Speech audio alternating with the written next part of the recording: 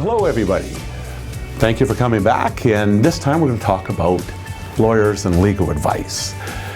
A lot of our clients over the years, we've noticed, have varying degrees of expertise and comfort when it comes to transactions.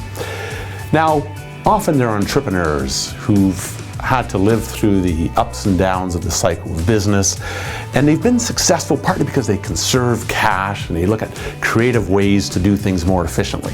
So it's not surprising that let's say they use legal advisors sparingly.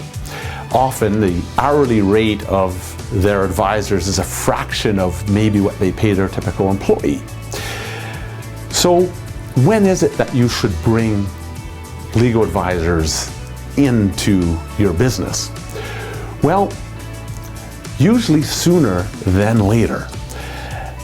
The good lawyer has to deal with issues on transactions with complexity and connectivity between clauses and different agreements. They have to understand the risk level, both in terms of the deal that's being contemplated, as well as their client, the reality for their client in their personal and business life. And then they're asked to hop from one transaction to another and back again. All the while the parties are changing the dynamics and asking for different terms and clauses.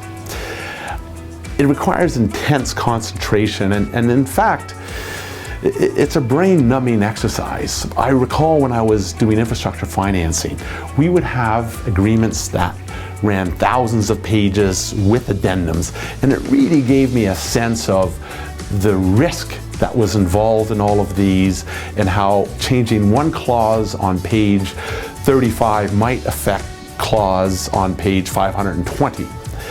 When you find a lawyer who has the patience and the experience to competently go through that process with you, they are worth every penny that they get paid.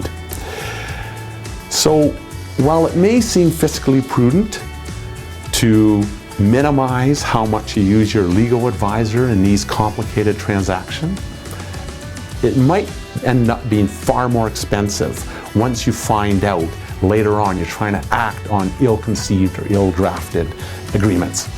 Now, next week or next month, we're going to chat about when and how to use that legal advice.